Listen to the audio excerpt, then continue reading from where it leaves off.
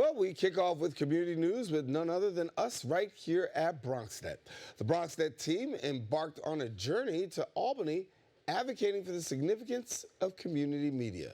Our BronxNet reporter, Kyrie Moody, brings us the details. BronxNet and other local media outlets traveled to Albany, New York to hold a press conference to advocate for community media. Community media refers to any form of media created and controlled by the community with the aim of serving that community. Access channels are funded by Cablevision, but since the rise of streaming services such as Netflix and Hulu, cable is becoming scarce. However, this press conference is aimed to pass a bill that allows community media outlets to receive funding from streaming services. While we were there, we came across several elected officials who represent the Bronx that are in agreement with the bill. We can't get anything done in this world that's so interdependent without communication. And certainly community-based media is really the core of that. And so I'm happy to sponsor this legislation and hope that we'll get it done in the last couple of weeks in order to make sure that we protect it, but also expand access for regular community people to be engaged. We want to advocate for things that are important to our county. We want to advocate for organizations like BronxNet that have contributed so mightily to the people of the Bronx.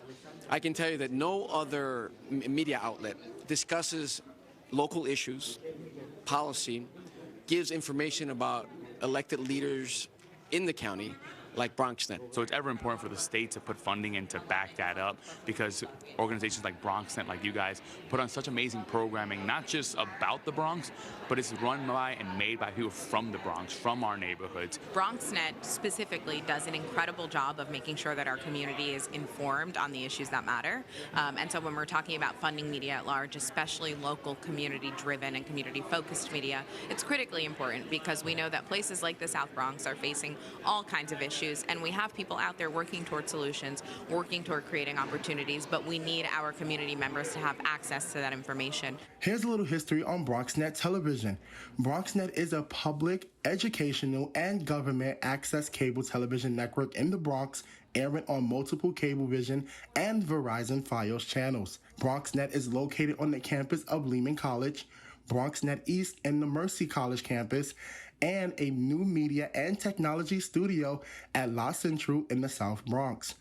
BronxNet has a field team as well as an in-studio team who work with several elected officials to highlight and uplift the borough of the Bronx. When you have community media that brings diverse and local voices, that brings diverse and young local voices to the table, like BronxNet does, it's like, it's the perfect thing, right? I went to Bronx High School of Science. Lehman College is where BronxNet studios are, right? So many of my classmates did internships at, that started their career in media at BronxNet. BronxNet has been a staple in my life.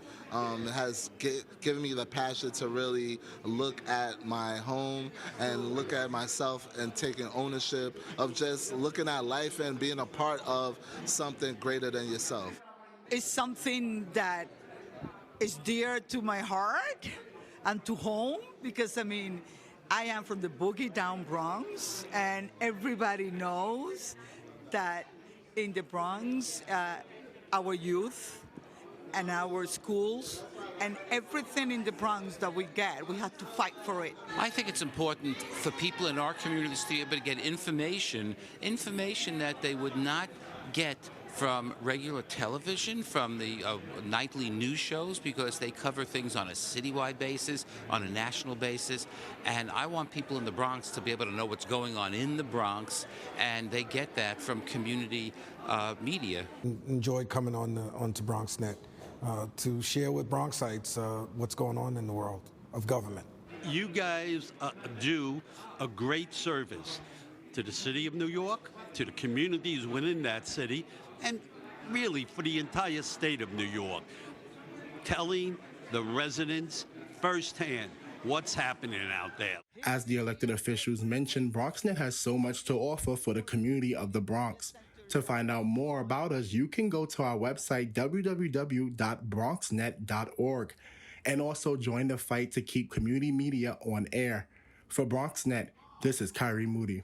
And thank you, Kyrie. In other news, African small businesses were recently celebrated for their significant contributions to the Bronx at Bronx Community College.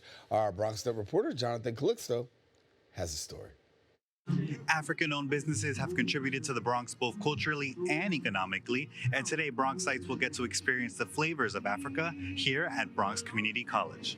And this is really our idea to give all of you a taste of Africa, to make sure that residents from all across our borough can get to experience the beautiful African culture, the businesses, the restaurants, the entrepreneurs, everyone that does so much to make this a beautiful borough and a beautiful mosaic of different cultures and nationalities. As part of the celebration, a range of resources were offered to African community members, from discussions on epidemics seen in West Africa to highlighting small businesses celebrating diverse authors.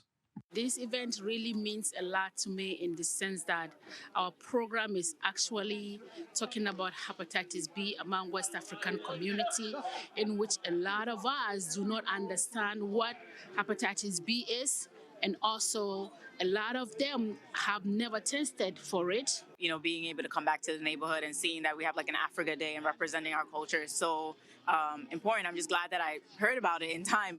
Through her own small business, Tuma's Books, Fatuma Hidora is helping readers get to know African authors of diverse genres. But there's so many other like contemporary African writers that I think people should know about. And they're writing in all genres, right? They're not just writing about colonialism and, right, there's romance and there's fantasy. And I think it's important to get those in readers' hands as well. To see an African Day event here and to host the food from Africa, I think to me is like a dream come true. In anticipation of Africa Day, we can truly say Bronxites got a taste of Africa. Reporting for BronxNet, Jonathan Calixto. And thank you, Jonathan. That's all we have for our Bronx updates. We're taking a quick break, but we'll have more open when we return.